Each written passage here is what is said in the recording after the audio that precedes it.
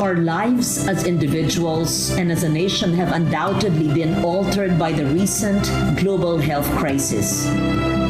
As we adjust to a new way of being, where do we find the inspiration to once again renew our energies?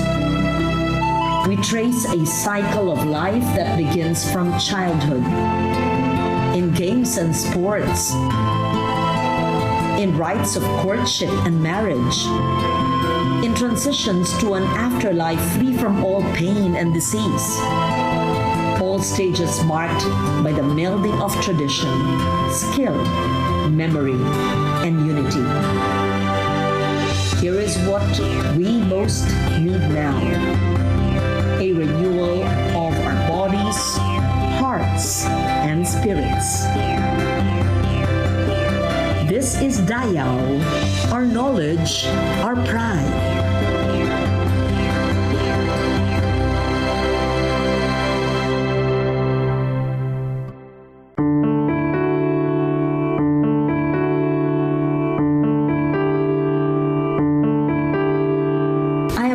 Many parents lamenting the fact that their children spend so much time playing with their gadgets. While gadgets have surely become necessities for online learning, it cannot be denied that the rules of engagement do take away a vital part of our own childhood. So are we just being old fogies when we lament the loss of connection? Physical connections that engage our bodies in team efforts. Mental and emotional connections that build bonds of friendship. Social connections that link young individuals to a bigger society and its expectations. In these connections, we learn ways of being, thinking, behaving, and relating. I don't know how many of you will be able to say this with pride, but much of what I learned about being part of a community came from the childhood games I played.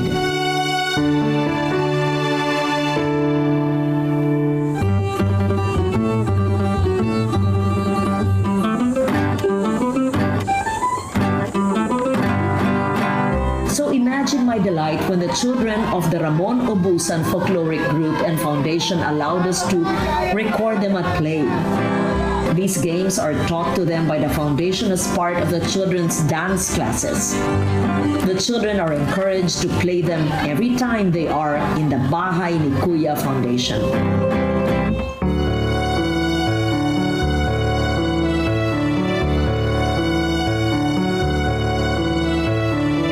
Cultural center housing the legacy, knowledge, and research of the late national artist Ramon Obusan. The Bahay ni Kuya is located in the middle of a lower-income neighborhood in Pasay.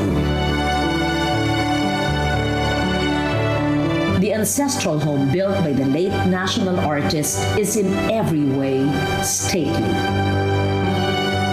But there is a homey, unpretentious quality made evident by the noise from neighboring houses, the comings and goings of students and dancers, the very proximity of a real Filipino community living in modern times, coping with urban problems.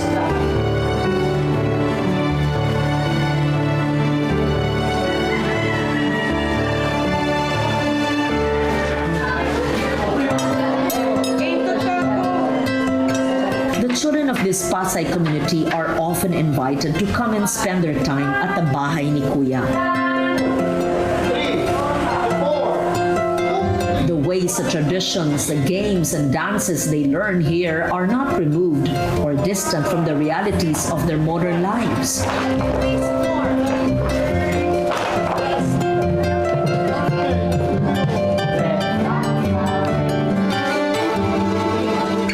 While many traditional Filipino games like sungka, tex, trumpo, and jolens require actual material toys, the ones that seem to evoke the most childhood memories are those that require only a line drawn on the ground or an open space. With so little, with only energy and imagination and friendly competition, so much can be enjoyed. So now, we play. Tagu-tagu maliwanag ang buwan. Wala sa likod, wala sa harap. Pagbilang ko 10, nakatago na kayo.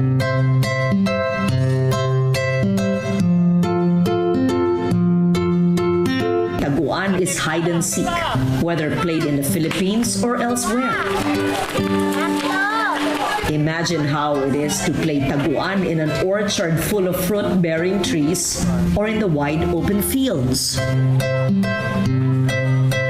Tagu-taguan is my favorite game because I think it's something that is enjoyable even for adults to this day, right? So the idea is one person closes his eyes and stays in a base, counts normally as kids we would say to count to 20.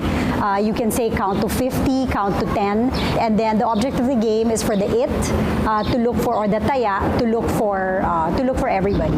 So find the person, and then the first one to hit the base is saved. So if the taya hits the base, finds you, hits the base, so you're out. But if you get to the base before the taya runs to the base, then you're saved.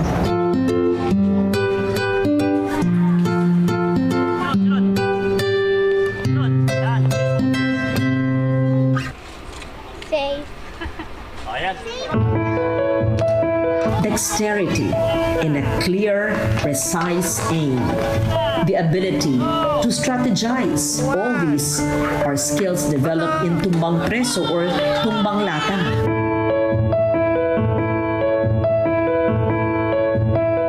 With only a small pebble or one's own rubber slipper, a player must try to dislodge a can inside a drawn circle. The players stand at the toe line, goaded by the it.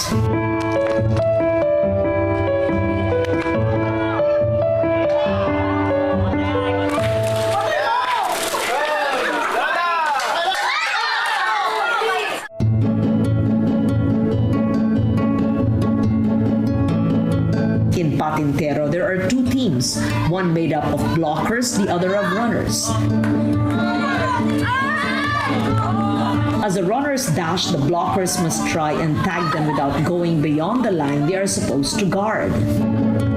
So Patintero starts with two teams. No? You can play with a small group of people or with a large community.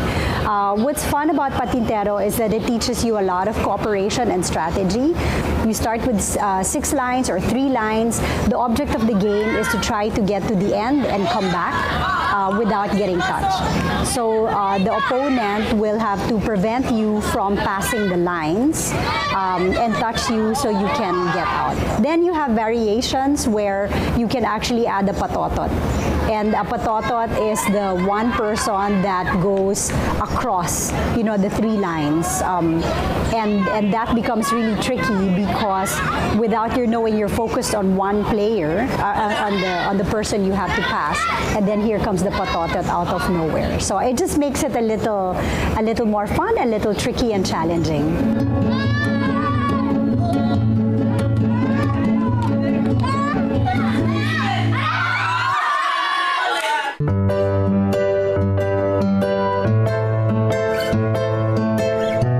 Is hopscotch. In school quadrangles or on the street, it is a game of dexterity and coordination as players seek to retrieve a thrown object by correctly hopping on a corresponding set of blocks drawn on the ground. What's fun with Pico is that you can draw your own lines. So the idea is to try to go from 1 until 8 or 1 up to 10. It depends how many you want to put. And you go first, you put your as a kid I used to call it the pato, but some people call it the pamato. So you throw it, say like you throw it in box number 1, you're supposed to skip that. So you start with box number 2, and then 3, 4, and then you go on. And then when you come back, you have to pick it up without stepping on the lines, and then start again, and then the next one. You go to box number 2, and the whole thing, you just keep hopping to the end, and then you come back. And then when you trip, or you step on a line, then you're out. And then it's the next player. So it's a game that you can actually even play alone.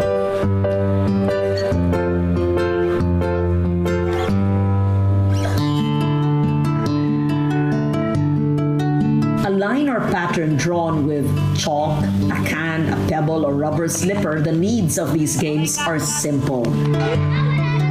What a child brings to the game is spirit, strength, camaraderie, and imagination. One word sums up the qualities developed by these traditional games: maabilidad, a quality that has enabled Filipinos to mature and thrive.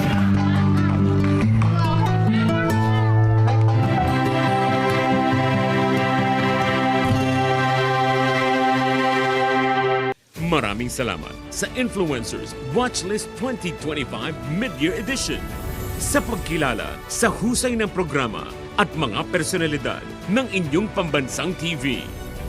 Rise and Shine Pilipinas Influencer of the Year Award for Morning Television.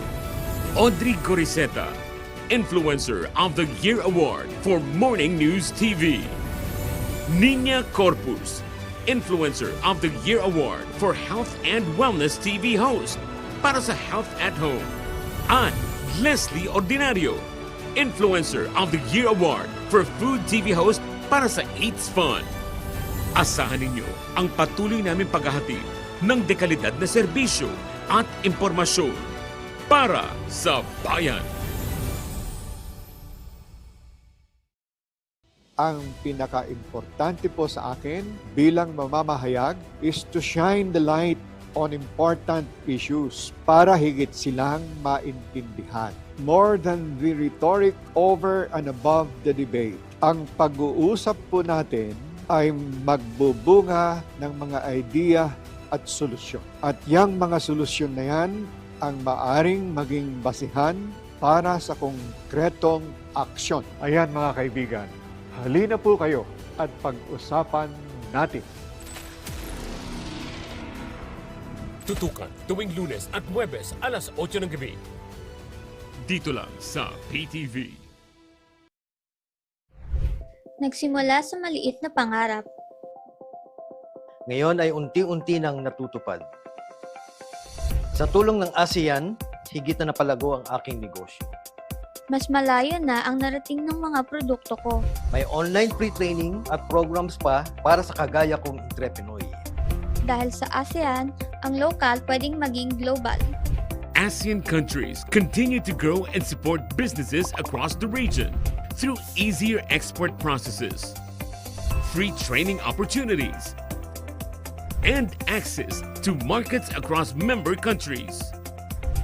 Dahil sa ASEAN, negosyong Pilipino ay natutulungang lumago.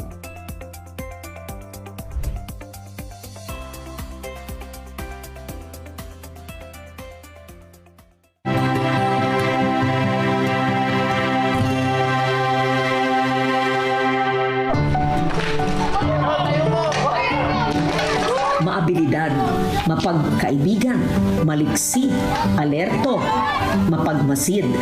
Such are the qualities developed by our traditional games. In hindsight, many of us who knew these games must be asking, why did I enjoy these so much, or where was the logic? The questions we ask in our adulthood are even sillier than the games themselves. Many of these are based on whim and the element of unexplainable fun that only children with their bravery and open spirits will readily accept.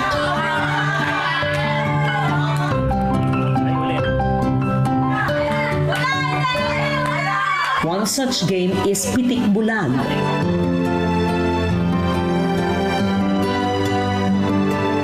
What is the use of trying to find some formal rules in the light pitik for the subsequent guesswork? The fun is in the inspired silliness that inspires instant laughter.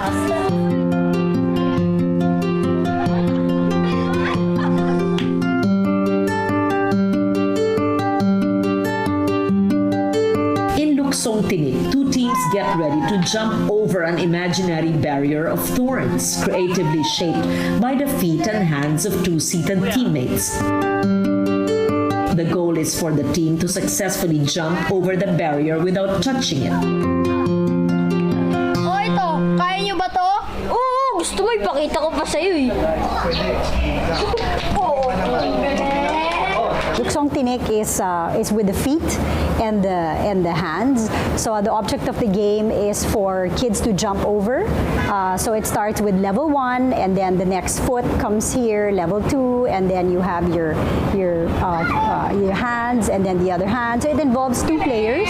I mean, two people who are face to face, and then they start doing this, and then the object of the game is to be able to jump over without hitting the hands or the fingers.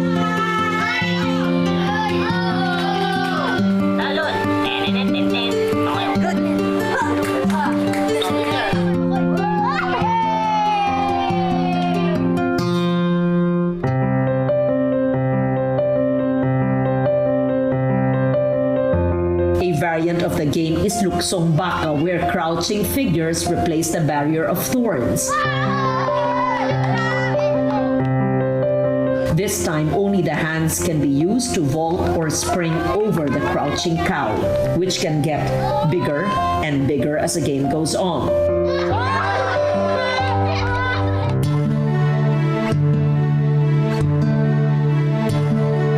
Sipa is a traditional Filipino children's game that involves nothing simpler but more challenging than a woven rattan ball. Although in its simplest and most popular form, a lead weight wrapped in papel de hapon, both are light enough to kick into the air. The aim is to keep the sipa in the air through swift, repeated kicks.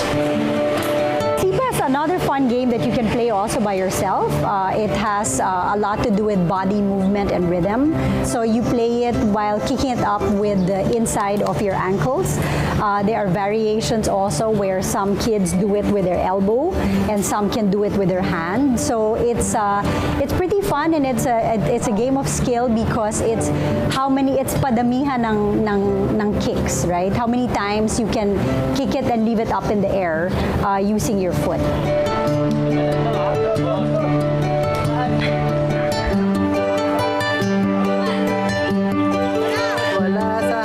I wish that they would be able to go back to a time together with their parents and their grandparents and be able to connect.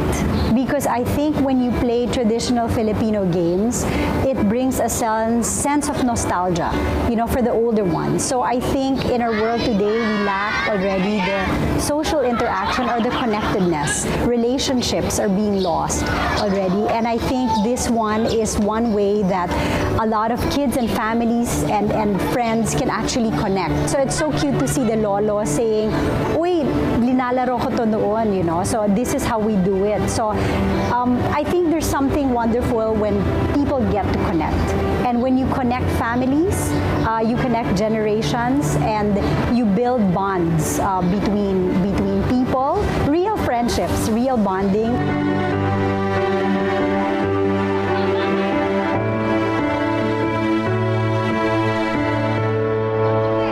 Kids were given the opportunity to be in an outdoor space, to run, to meet friends, and to come together in a community and be able to celebrate wins and learn from losses and be able to have wonderful social skills. I think they would choose that because they will always go back to that as a memory.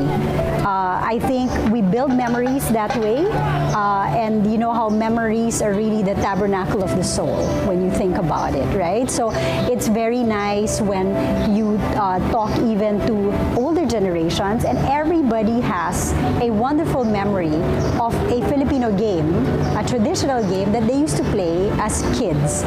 Everybody has something they can connect with. They will always say, "I was the best patotot. I knew the best places to hide in my school or in my community. I was the best taya, I was the fastest runner." Everybody has a memory, and that's what I wish for kids today.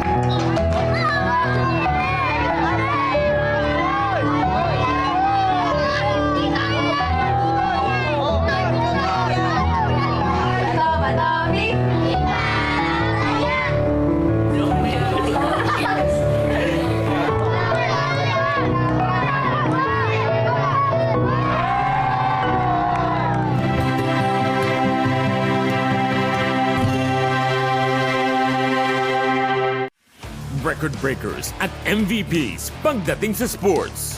Pero makapuntos kaya sila sa ating rapid fire questions? Ikaw ba, guilty ka ba? First time ko pero ready na. Beyond the game.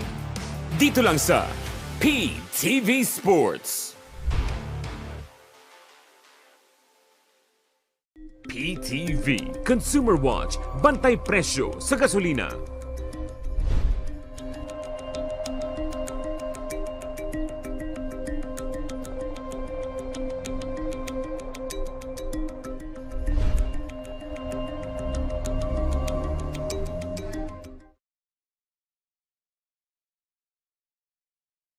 Tutukan ang mga solusyon at aksyon sa mga isyu ng bayan at programa ng pamahalaan para sa bagong Pilipinas.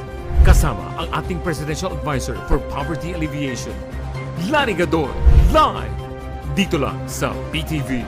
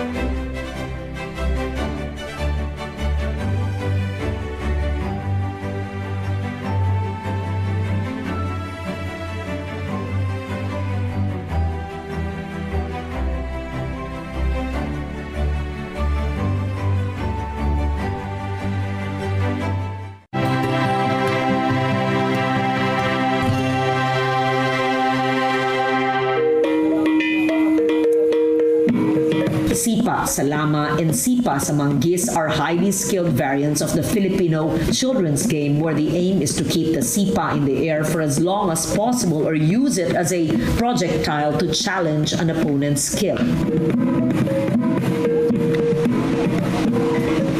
Among the Maranao and Maguindanao, the game has been embellished by the use of formal courtwear.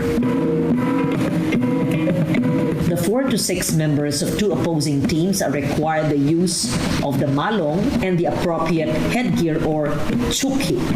These lend the competition a courtly air. The dalapi is a carved shin guard that is used to propel the rattan ball even higher. These are miniature works of art embellished with okir motifs.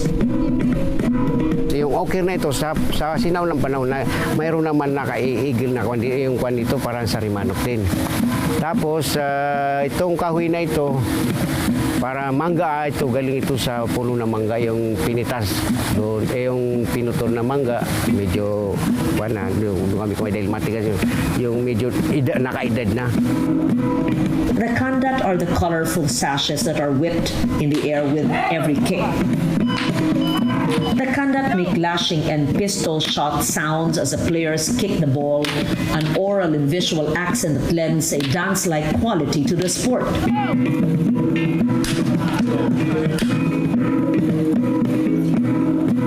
In Sipa Salama, the aim of the players is not to let the rattan ball touch the ground. The winning team is the one who can keep it up in the air for the longest time.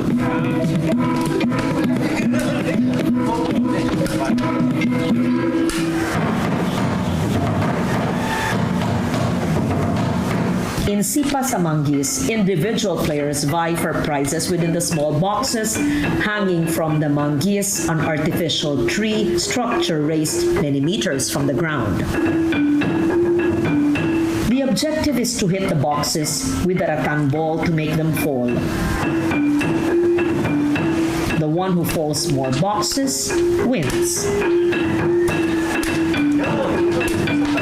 In both Sipa sa Lama and Sipa sa Manggis, the visual arts, textiles, ochre motifs, and the pistol shot sound of the kanda every time it is whipped complement the manly grace and vigor that transform the children's game we know into a combined art, dance, and sport for warriors.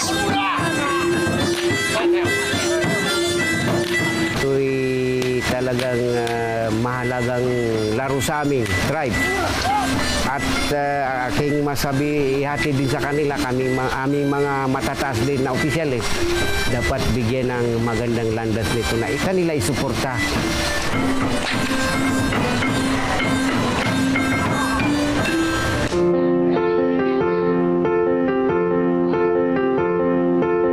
Marami sa mga kabataan dati, no, ang lumaki sa ganitong paglalaro.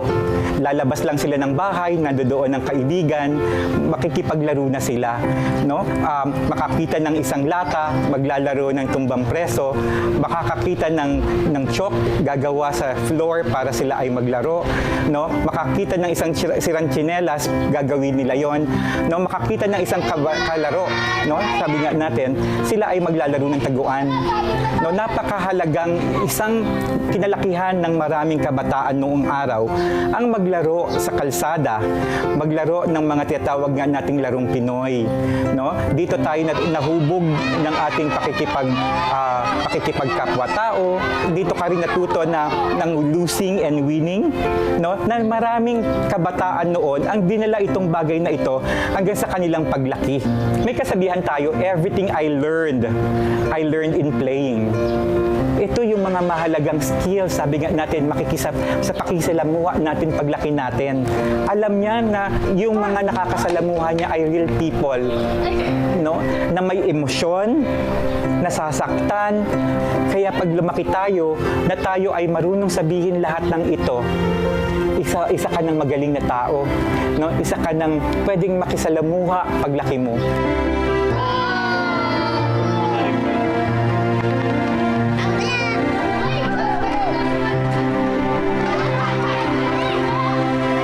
Competing in these simple games joyfully, with grace, humor, and a sense of community has led countless Filipino children on a journey of self-discovery, integration, and self-worth.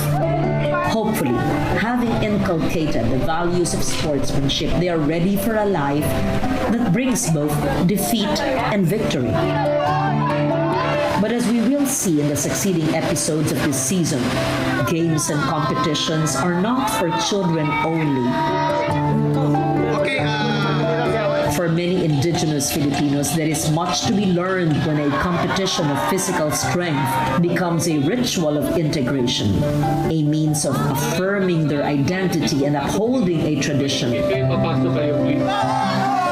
In the puno of the Ifugao, we will see how a friendly competition has been set into the cycle of the rice harvest amidst the raging waters of a river, with the menfolk of two villages pushing and pulling their way into victory.